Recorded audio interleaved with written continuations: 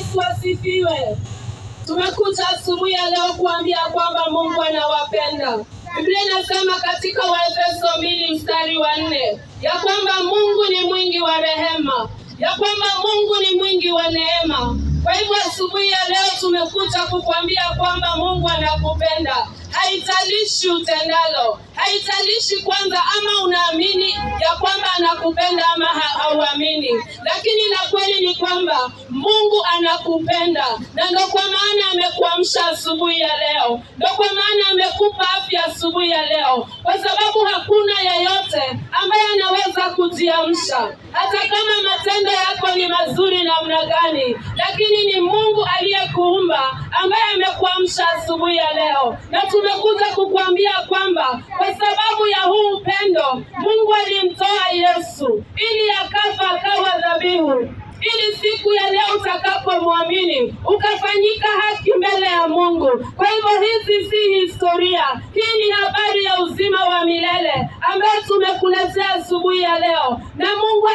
anachokihitaji ni ya kwamba tu ukakubali, ukaamini kwa roho yako ya kwamba Mungu anakupenda. Hilo tu ndilo analohitaji kwako. Kwa hivyo si kwa matendo yako ndipo utaweza kumfurahisha, ni katika kumwamini Yesu Kristo ya kwamba awe Bwana na Mwokozi wa maisha yako, kwa sababu hakuna dhabihu inayokubalika mbele ya Mungu ila ile ambayo yeye mwenyewe alitoa, nayo ni dhabihu ya Yesu Kristo mwana wake. Kwa hivyo unapoenda kazini asubuhi ya leo, tunakuomba ya kwamba ukakubali upendo wa Kristo, ukakubali upendo wa Mungu, ukampa maisha yako kwa kukiri kwa ulimi wako ya kwamba Yesu ni Bwana, kwa sababu dhabihu aliitoa Yesu, dhabihu inayoondoa makosa, ndiyo dhabihu inayoondoa magonjwa, ndiyo dhabihu inayokupa amani. Kwa hivyo mpendwa, siku ya leo kubali upendo wake Yesu, kubali upendo wake Mungu, kwa sababu yeye ni mwingi wa rehema. Mungu amedhihirisha upendo wake kwetu sisi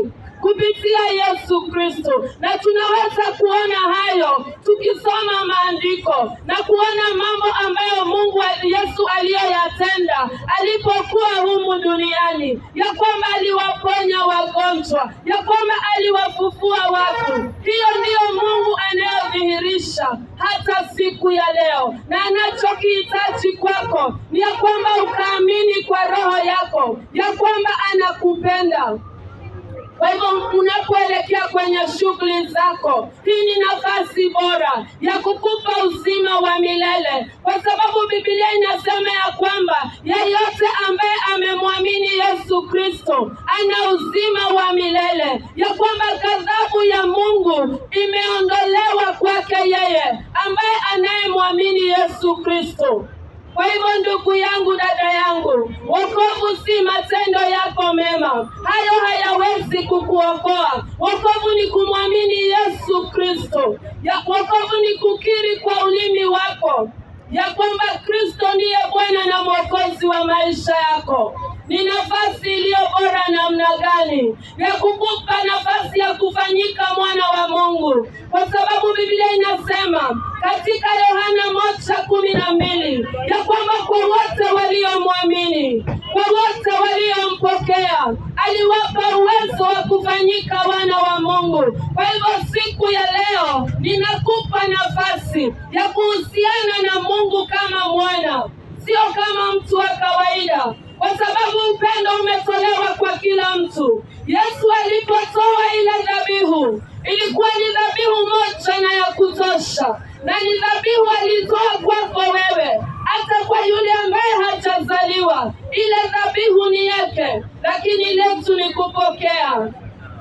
Asubuhi ya leo ni rahisi sana ya kwamba ukaamini kwa roho yako ya kwamba Mungu alimtoa Yesu akawa dhabihu, akafa msalabani kwa ajili ya dhambi zetu, kama tunavyosoma ya kwamba kuna watu walipigana na mabeberu na Kenya ikapata uhuru. Hiyo ndiyo habari tunayosema ya kwamba Yesu alipigana na shetani. Alipomwaga damu yake pale msalabani, aliangamiza kazi zote za shetani, na kupokea ile ni katika kumwamini na kukiri kwa ulimi wako ya kwamba Yesu Kristo ni Bwana. Asubuhi ya leo unapoelekea kazini, fungua moyo wako, kwa sababu nafasi ni hii. Biblia inasema ya kwamba huu ndio wakati wa kupokea wokovu wako. Kwa hivyo kama haujaokoka, kama haujampa Yesu maisha yako, ni rahisi sana. It is very simple. It is very, very simple. Gharama aliyolipa Yesu ni kubwa sana, kwa sababu alitoa uhai wake. Yesu Kristo mwana wa Mungu, ambaye hakuwa na dhambi, ambaye hakutenda dhambi, lakini kwa ajili ya upendo wa Mungu akazibeba dhambi za wanadamu, ili asubuhi ya leo, siku hii ya Jumatatu, ukiamini ya kwamba Yesu ni Bwana, wewe utapata kuokoka na utafanyika mwana wa Mungu na utapewa uzima wa milele. Kwa hivyo ni rahisi sana. Rudia nyuma yangu na kusema, Bwana Yesu, ninaamini ya kwamba wewe ni mwana wa Mungu. Ninaamini ya kwamba ulikufa kwa ajili yangu. Ninapokea huo wokovu. Ninapokea huo msamaha wa dhambi na nimeokoka. Ni rahisi sana. Ukirudia yale maneno, unafanyika kiumbe kipya, unafanyika mwana wa Mungu, unapewa nguvu na mamlaka ya kumshinda shetani. Maandiko yanasema katika waraka wa kwanza wa Yohana 3:8 ya kwamba Mungu alimdhihirisha Yesu ili kuziangamiza kazi zote za ibilisi. Kwa hivyo wewe ukiwa katika Yesu, shetani hawezi kushinda, kwa sababu ya sadaka yake aliyoitoa pale msalabani. Yesu aliziangamiza kazi zote za ibilisi. Kwa wote waliomwamini, amewapa uwezo wa kuponya wagonjwa, wa kukemea mapepo. Yesu alipofufuka kutoka msalabani, alisema uwezo na mamlaka ameyachukua, na huo uwezo na mamlaka ametupa sisi tulio katika Kristo, na ametuambia ya kwamba tukuje tueleze ya kwamba anawapenda, tueleze ya kwamba dhabihu aliitoa na inatosha. Kwa hivyo asubuhi ya leo hatutawaletea mambo mengi. Tumewaletea habari ya upatanisho, tumewaletea habari ya kuambia Mungu anawapenda. God loves you. That is our message. That God loves you, and He demonstrated His love by giving His only begotten Son, or that you may believe in the only begotten Son, or that you may receive Him. For the Bible has told us that to them that believed, to them that accepted Him, He gave them the right to become the children of God. It is such a noble thing. This is an opportunity of eternal life. That if you have not given your life to Jesus, you don't have an excuse. You have heard the message. The Bible says in John 3:16 that for God so loved the world, not for God condemned, not for God hated, but for God so loved the world that He gave His only begotten Son. It is because of His love. It is because of His love that He gave His only begotten Son. That whoever believes in Him, it doesn't matter where you come from. It doesn't matter your current situation. It doesn't matter what you do or not do. But whoever believes in Him will have eternal life. And the Bible continues to say in verse 17 that for God did not send His only Son to condemn the world. Mungu hakumtuma Yesu ili akuhukumu. Kwa hivyo asubuhi ya leo kama unahukumu, hiyo haitokani kwa Mungu. Jesus has not come to condemn you. Jesus has come to show that God loves you. Jesus has come to heal you. Jesus has come to bless you. Jesus has come to give you eternal life.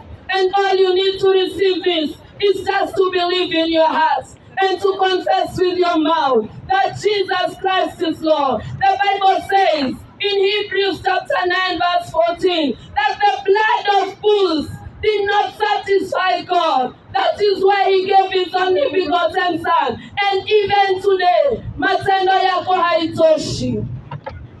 It is not your good conduct that will save you, but believing in the only begotten Son, Jesus Christ. That's the only way that you will get saved. That is the only way that you will have eternal life. That is the only way that you can please God. It doesn't matter what you do. Even if you offer yourself as a sacrifice, that is not acceptable. The only acceptable is the sacrifice that Jesus gave at Calvary. And it is very simple to receive it. You believe in your heart that Jesus is Lord. You confess with your mouth that he raised him from the dead, and you will be saved. And the Bible says that when you confess, when you believe, you are made righteous. That is the only way to be made righteous. By believing in the only begotten Son of the Father. It is not your good conduct. I repeat once again, it is by believing in the only begotten Son, Jesus Christ. Will you give your life to him this morning?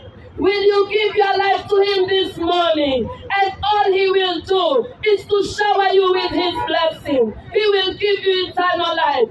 The Bible says in Ephesians 1 chapter 3 that we are blessed with every spiritual blessing in the heavenly places. But it is in Christ Jesus. There is no any other way to receive God's blessing but in believing in the Son of God. His name is Jesus. And when Mary received the good news, the angel told Mary that the son that you are going to have, his name will be called Savior, Jesus Christ. For he is going to save the world from their sin.